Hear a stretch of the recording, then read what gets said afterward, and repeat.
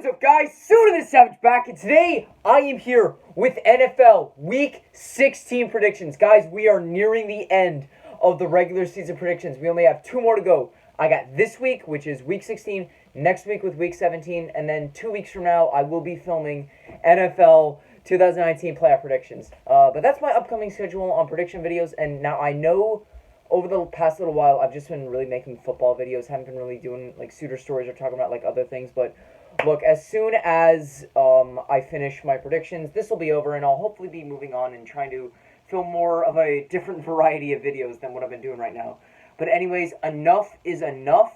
Once again, we got predictions to get to, so let's get this video started. So of course, we're starting off with our very first matchup, which is Saturday. Now, there are no more Thursday Night Football games, but this week, because it is Week 16, we have 3 Sunday football games, starting off with the Houston Texans and the Tampa Bay Buccaneers. Texans came off a 24-21 victory over the Tennessee Titans, and the Tampa Bay Buccaneers came off a 38-17 victory over the Detroit Lions. Starting off with the Texans, look, this was a must-win game because you and the Titans were both tied. You were both 8-5 with 3 games to go, and this was a crucial matchup. It was must-win, and you guys pulled it off. Deshaun Watson had 243 yards, 2 touchdowns, and 2 picks. But also, don't discredit a guy like Carlos Hyde. He had 104 rushing yards for a touchdown. He had himself a very good game, and so did DeAndre Hopkins. 6 receptions for 119 yards and no touchdowns because the 2 touchdowns came out of Kenny Stills. But anyways, that was a very good game that you guys played. I mean, it was pretty close. But of course, you were one step ahead of the Titans, but of course, the big one comes off the interception by Whitney Mercilus. So basically, one of the guys for the Titans, he had the ball near the goal line. The guy was able to smack it out, pick it up. It was an interception, and he ran it down nearly for a touchdown. So that was like the play of the game. And then you got the Buccaneers. You know, maybe Jameis Winston is proving to be a legit quarterback. Had 458 yards, 4 touchdowns, and a pick. Still throws the picks, still has the turnovers. In terms of rushing games, look, I think you guys are a little bit more committed to having Jameis Winston be a passer, which I'm cool with, but as long as you get the turnover situation down, you'll be fine. But other than that, Chris Godwin had 5 receptions, 121 yards. They were without Mike Evans, but of course, Brashad Perriman had 5 receptions for 113 yards and 3 touchdowns. Your defense, I mean, it's not that hard to stop the Lions. I mean, Stafford's out, Kerryon Johnson's out, but you still have a little bit of trouble. I mean, honestly, you didn't have that bad of a game. I mean, you did let Danny Amendola explode, but other than that, your defense did a decent job at keeping the Lions in check, but any team could do that. So I gotta pick a winner for this one, and even though the Texans are favored to win by 3, I'm going to say, yeah, they still win, but I'm going to say they're only going to win by 1 because the Buccaneers are going to miss a last-second field goal to win the game. I'm calling it now. Matt Gay will miss a game-winning field goal. And now you have our very next Saturday football matchup, which is taking place at 4:30 between the Buffalo Bills and the New England Patriots. Bills came off a 17-10 victory over the Pittsburgh Steelers, and the Patriots came off a 34-13 victory over the Cincinnati Bengals. Starting out with the Bills, well, what to say about your game was, it was an okay game. Like, in terms of defense, not offense. Josh Allen had only 139 yards, a touchdown, and a pick. In terms of rushing, Devin Singletary has proved that he could be the new major threat, as he had 87 rushing yards, but he did have 2 fumbles, which is slightly concerning. And your top receiver was John Brown, 7 receptions, 99 yards. But I really look at your defense. You kept Duck Hodges to 202 yards, but you picked him off 4 times, including 2 picks from Tre'Davious White, 1 from Levi Wallace, and 1 from Jordan Poyer. But the good news is that you guys did make the postseason, which I'm intrigued to see you guys because, well, I love your defense, but that offense, if it doesn't produce, I could see you maybe being the first team out. And then you have the Patriots. Look, before coming into this game, there were claims that they might have been under another Spygate scandal, but why would you spy on the Bengals of all teams? Anyways, Tom Brady had 128 yards, 2 touchdowns, and no picks. Come on. You're facing the Bengals, one of the worst defenses in the league, and you pull that off. This might be the beginning of the end. Now, I know last year I kept saying this is the end of the Patriots. It's never the end. It's never the end until you show it to me. Anyway, Sony Michel had 89 rushing yards and James White was your top receiver with 49 receiving yards and a touchdown. Other than that, you didn't really put up that good of a performance against the Bengals. But if there's one thing that we all know is that New England makes Buffalo into their bitch. That's what it is. Like, literally, over the past years, New England has always dominated Buffalo, or at least Tom Brady. Like, Belichick is always a few steps ahead of the Bills. But you know what? This time, I don't care. Patriots are favored by 6. They are playing at home. And you know what? I don't care. Bills are going to win this game, have a statement victory, and give themselves a whole lot of hope going into the playoffs. And now you have our very next matchup, which is the final Saturday Night Football matchup between the LA Rams and the San Francisco 49ers. Rams came off a 44-21 loss against the Dallas Cowboys, and the San Francisco 49ers came off a 29-22 loss against the Atlanta Falcons. So start out with the Rams. You guys sucked. And look, I know Dallas has been having a hard time trying to find who they really are, but seriously, like, you guys looked like you actually had potential after the Seahawks game, but of course, no, not at all. So Jared Goff, 284 yards, 2 touchdowns, and a pick. I think what's really concerning is how you allowed over 200 rushing yards to the freaking Dallas Cowboys. I mean, I know they got Ezekiel Elliott and Tony Pollard, but seriously, allowing over 200 rushing yards, not a good performance. Todd Gurley couldn't get anything going as he only had 11 carries for only 20 yards. That knee arthritis is getting to him. He did have a touchdown, though. But other than that, your top receiver, Tyler Higbee, 12 receptions, 111 yards. I mean, at this point, Jared Goff, as soon as teams figure him out, I think he just loves to throw checkdowns to the tight end. Maybe he's the new Joe Flacco. Who knows? But anyways, that was a horrible performance you showed in maybe one of the biggest games of the year. Now you guys are on the outs of making the playoffs. And honestly, I don't expect you guys to make it in. Like, it's not really looking up for you. And then you have the San Francisco 49ers. It was an okay game you guys played. Jimmy Garoppolo had 200 yards for a touchdown, no picks. Raheem Mostert might actually be the new rusher in San Fran as he had 54 yards and a touchdown. George Kittle, people are saying that he might be having like an MVP caliber season. Well, no one's really paying attention to it. 13 receptions, 134 yards, and no touchdowns. Other than that, nothing really came out of you guys. But of course, your defense collapsed at the worst possible time as the Falcons pulled off a stunning yet huge victory over you.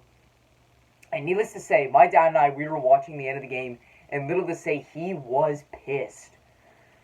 But it was for a little bit more than the 49ers just losing. It was a little bit more than that. But anyways, 49ers are favored by 6.5 to win. But you know what? I'm going to say the Rams will come up with a big upset and still keep their playoff hopes alive.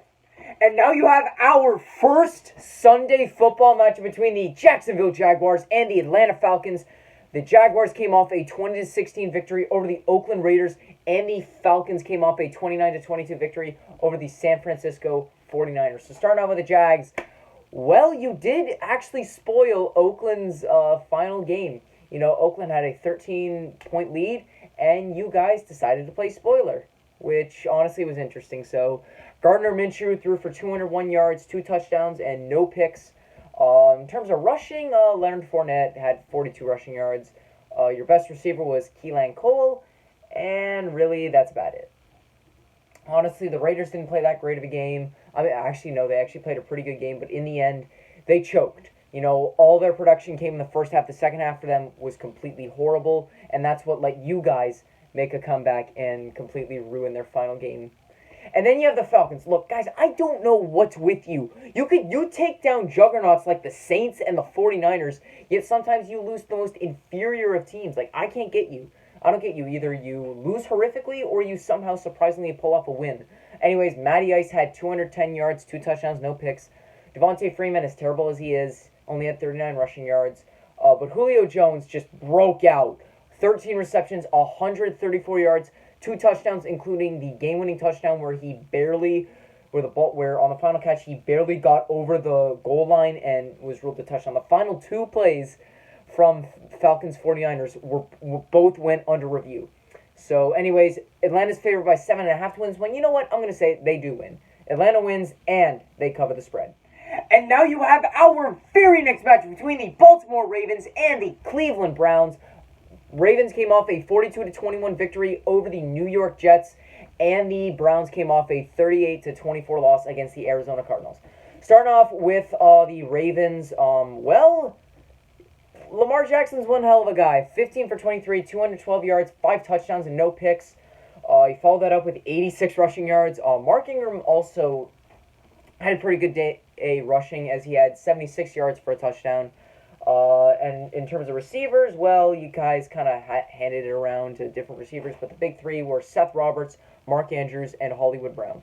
Other than that, you guys, I am so excited to see what you can pull off in the playoffs. Like, to be honest, I thought you were incredibly underrated. Like, I thought you weren't going to do too well, but this is underrated versus overrated, because at the beginning, I thought that you guys wouldn't do so, that the Ravens wouldn't do so well, and the Browns would just be over the moon.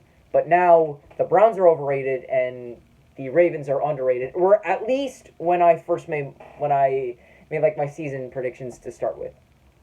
Anyways, then the Cleveland Browns, goddamn. Baker Mayfield had 247 yards, 2 touchdowns, and a pick.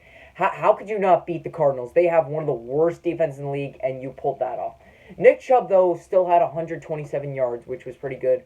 OBJ was their top receiver with 66 receiving yards. Look, OBJ and Jarvis Landry, they both want out. They don't want to be in the hellhole that is Cleveland. And honestly, this is maybe your greatest failure that I've seen. Like, maybe, I know 0-16, but you guys were destined to be horrible in 2017, your 0-16 year. This year, people were having huge expectations on you, saying that you're a possible Super Bowl contender.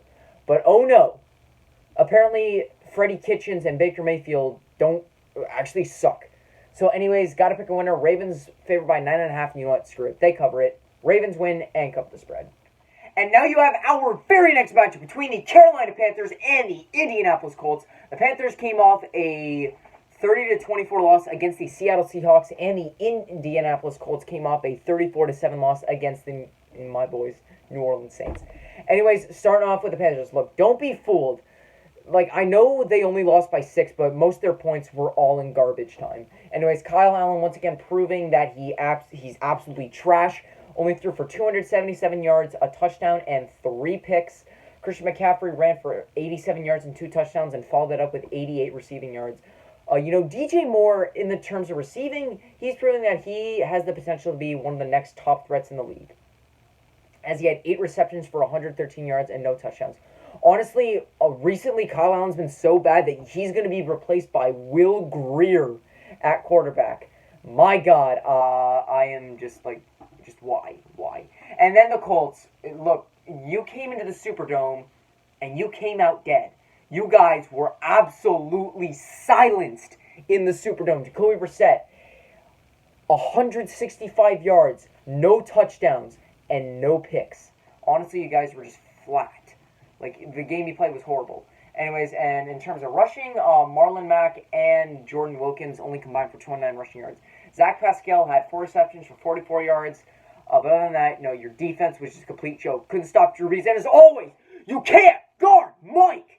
And I can't have muscles like Mike at the same time. But anyways, look, Colts, you looked dead last time, but you're coming back home, gonna face Carolina, and honestly, going up against Will Grier, I'm gonna say you guys win. Colts win and cover the spread, which is about 6.5.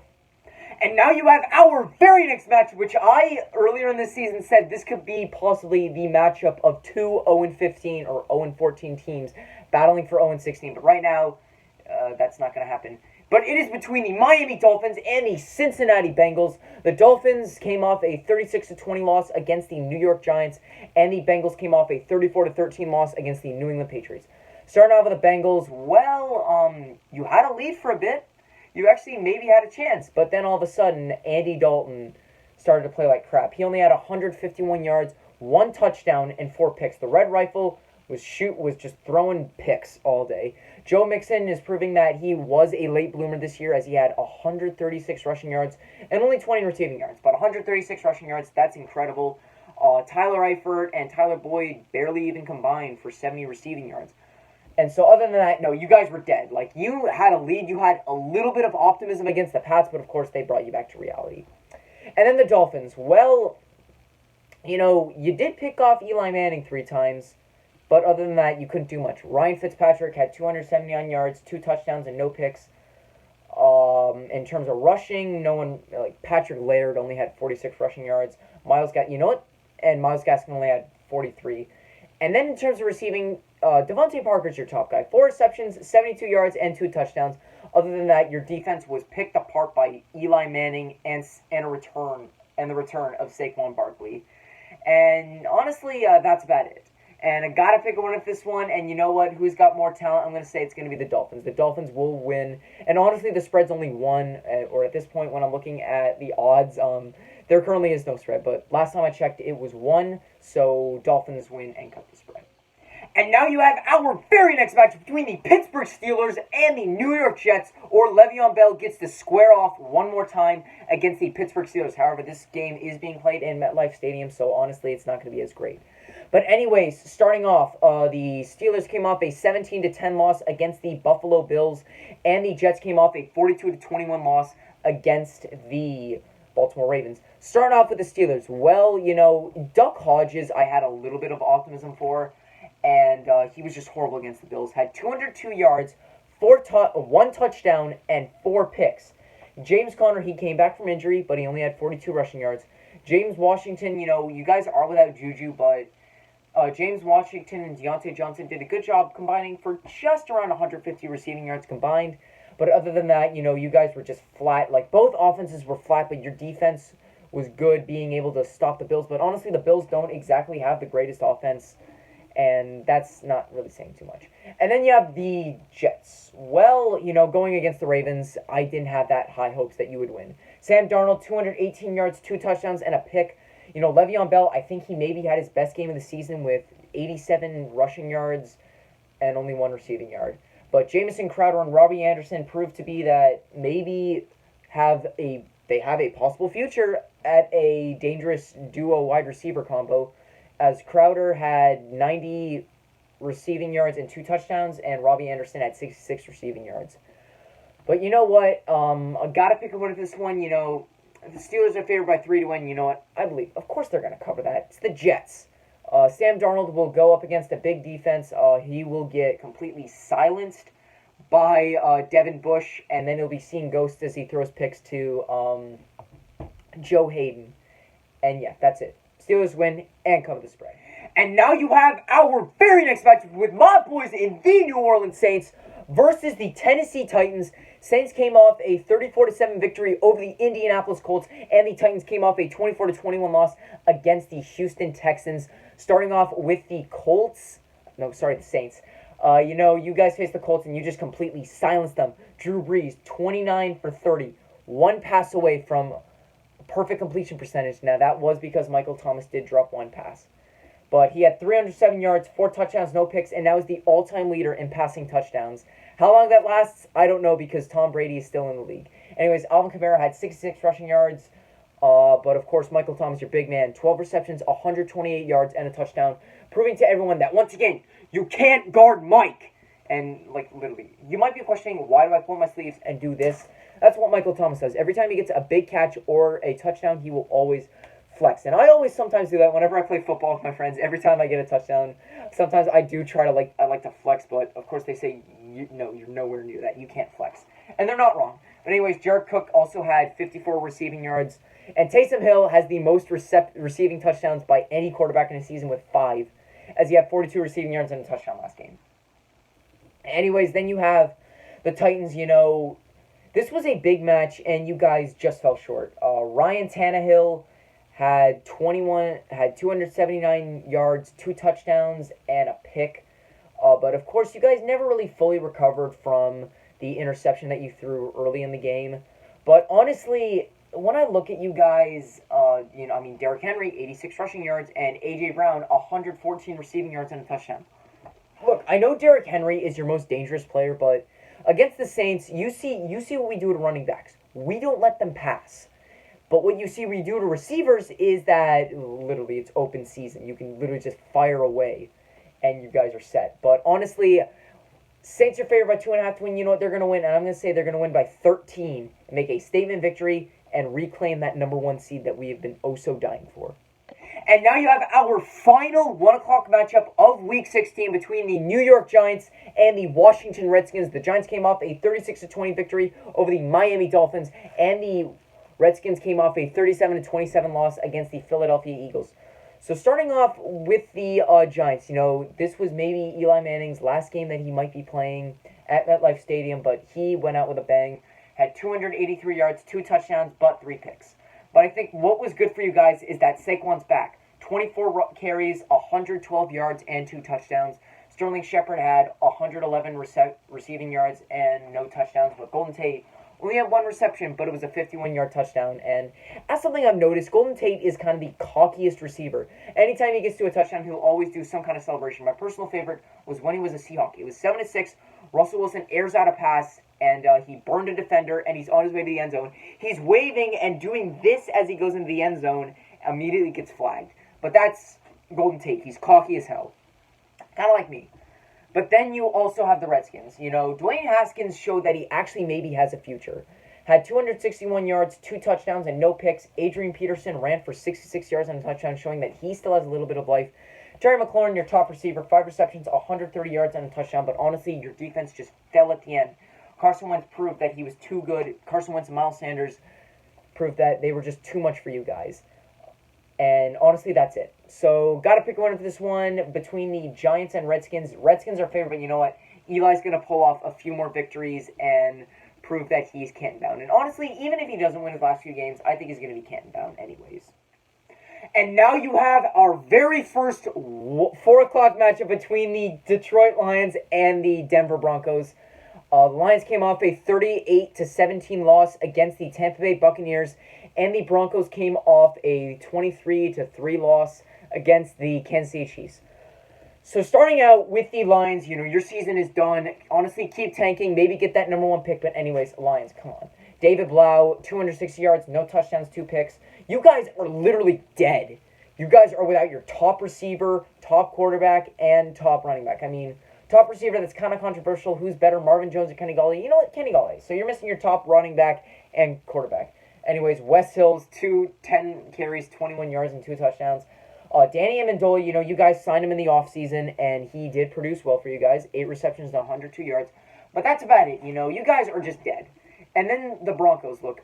Last video, I said Drew Lock is the future, but he had a horrible game. Didn't even complete 50% of his passes for 208 yards, no touchdowns, and a pick. Now, look, it was during a blizzard, and it was during a snowstorm, and it looks like snow really slows down Drew Lock. Anyways, Philip Lindsay had 32 rushing yards, and Royce Freeman had 12, so rushing was not good. Cortland Sutton, top receiver, with 79 yards. Noah Fant had 56 yards. So, honestly, both of you guys played like absolute crap last week, but honestly, one team's more crap, and quite clearly, that is the Lions. So, Broncos, they are favored by 7 to win. They are going to win, but I'm only going to say they're only going to win by 4. Broncos win by 4. They will win, but they will not cover the spread. And now you have our very next match between the Oakland Raiders and the Los Angeles Chargers. The Raiders came off a 20-16 loss against the Jacksonville Jaguars, and the Chargers came off a 39-10 loss against the Minnesota Vikings. So starting off with the Raiders, goddamn, your final game in Oakland, Alameda County. You guys are going to Vegas in September, but you guys did not have a good game. I mean, the first half was pretty good, but then you choked. Derek Carr, 267 yards, a touchdown and a pick. It was pretty good. Josh Jacobs had 89 rushing yards and only 20 receiving yards. Darren Waller had 122 receiving yards, and Tyrell Williams only had 45 receiving yards, but the only touchdown of the game from the Oakland Raiders. So honestly, but what would have helped is if Daniel Carlson didn't miss a field goal. That would have kept you guys within a chance to possibly kick a game-winning field goal instead of having to throw a Hail Mary. But anyways, then you have the Chargers. Goddamn, Phillip Rivers. If this was his last season, then good. He had 307 yards, a touchdown, and 3 picks. Austin Eckler, Melvin Gordon were just completely silenced by the Purple People Eaters, the new Purple People Eaters at least. Keenan Allen and Mike Williams had about 180 receiving yards combined. Austin Eckler and Melvin Gordon had nearly 100 receiving yards combined, but other than that, you guys were just flat out dead. Like, even though Dalvin Cook did go down, you guys still got absolutely screwed. Phillip Rivers, over, like, I'd say the last 5 games, more picks than children. Don't forget, he has 9 children. And I think he's had 10 or 11 picks over his last few games. So, you guys are just dead. Anyways, that's pretty much all I can say. Although you are favored to win this game by 7, I'm going to say you only win by 3. So, Chargers win, but don't cover the spread. And now you have our very next match between the Arizona Cardinals and the Seattle Seahawks. Seahawks came off a 30-24 victory over the Carolina Panthers, and the Cardinals came off a 38-24 victory over the Cleveland Browns. Starting off with the Cardinals, let's just say Kenyon Drake might have been a good purchase at this point. Kyler Murray, 219 yards, a touchdown, and a pick, but it was all Kenyon Drake. 22 carries, 137 yards, and 4 touchdowns. He did follow that up with 9 receiving yards, but honestly, Kenyon Drake showed that he's a legit talent. Your top receiver was Damier Bird with 86 receiving yards. Larry Fitzgerald only had 42 receiving yards. Other than that, you guys were all Kenyon Drake, and you stopped the overrated Cleveland Browns. And then the Seahawks. I mean, like I said, the score was closer than it should have been, but 14 of those points by the Panthers were scored in garbage time in the fourth quarter. Russell Wilson, 286 yards, 2 touchdowns, and no picks. Chris Carson proved that he's still a top threat running back with 133 yards and 2 touchdowns. Tyler Lockett, 120 yards and a touchdown. DK Metcalf, 36 yards and a touchdown. But come playoff time, you guys might be in a little bit of trouble. You have maybe the best receiving trio. DK Metcalf, Tyler Lockett, Josh Gordon. No longer with Josh Gordon as he failed his 4th marijuana test, and he also failed the PEDs test. So Josh Gordon may not ever play again. Honestly, join the MLB. They're gonna stop doing tests for marijuana. So honestly, Josh Gordon, if you don't seek help, honestly seek help. Like, I think you need. I'm concerned about him, but honestly, Josh, if you want to have a chance in this world, I mean, if you want to have some success in sports, just join the MLB. They're not doing marijuana tests. Seahawks favored by 9.5 to win. You know what? Yes, they cover and win the game. And now you have our final 4 o'clock matchup, and maybe the most important matchup of the week between the Dallas Cowboys and the Philadelphia Eagles.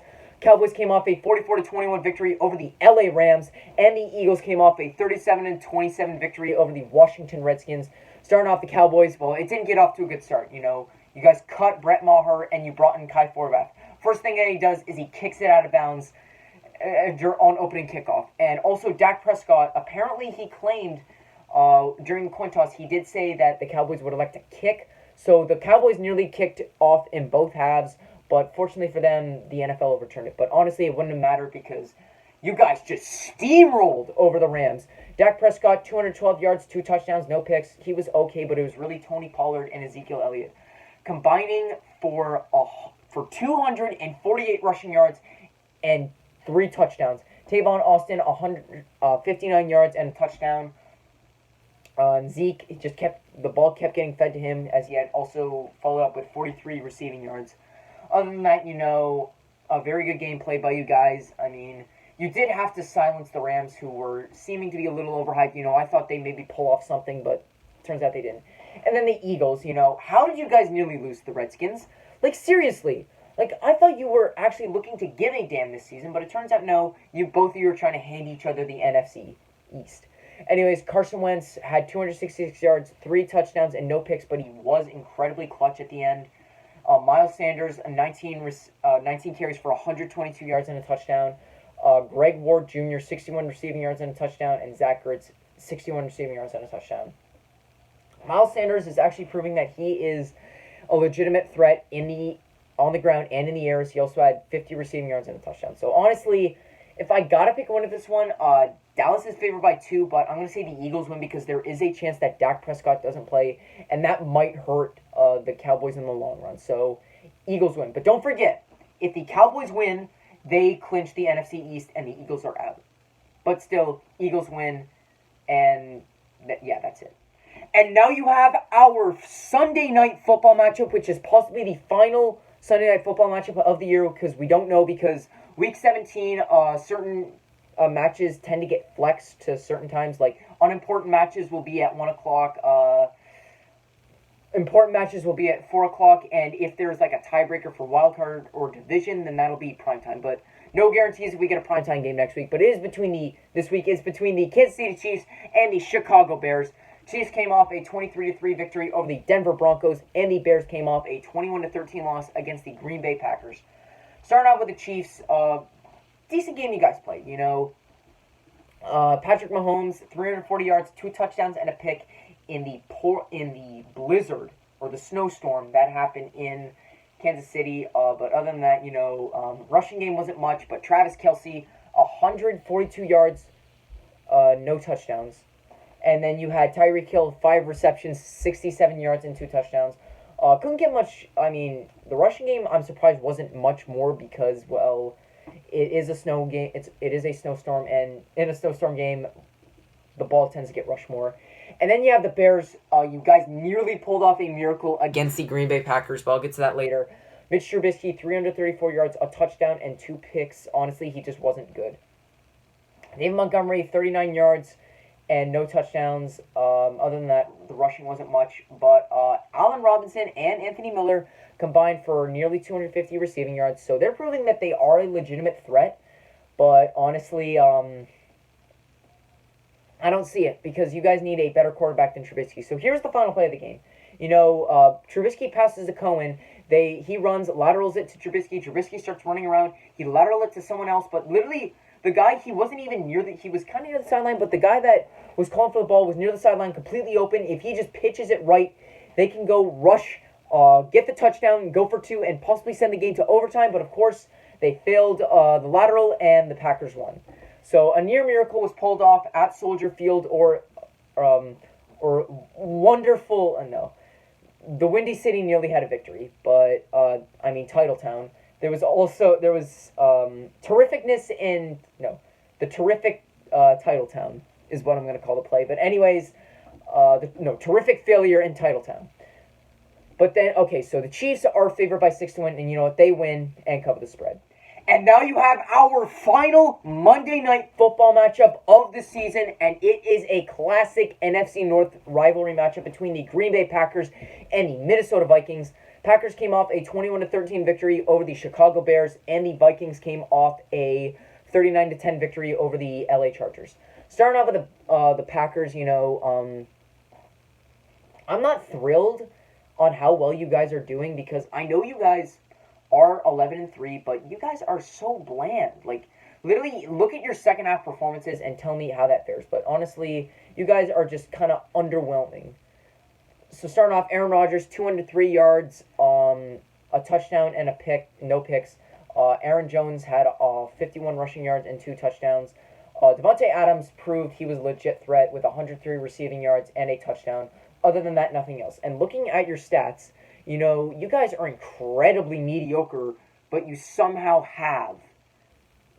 You are mediocre in everything, whether it's yards per game, passing yards, rushing yards, points per game, third down percentage. But you guys do have a pretty good defensive unit, but other than that, not much else I can say except you guys are I think you might be one of the more overrated teams going into the playoffs. And then the Vikings, Kirk Cousins was okay, 207 yards, a touchdowns, and a pick. Mike Boone, you guys were without Dalvin Cook for most of the game, but he had 56 rushing yards and 2 touchdowns, showing that he had a decent performance. Stephon Diggs has shown that he is very good, even without Adam Thielen, had 76 receiving yards and no touchdowns. So honestly, this is an interesting match because Kirk Cousins is 0-8 on Monday Night Football.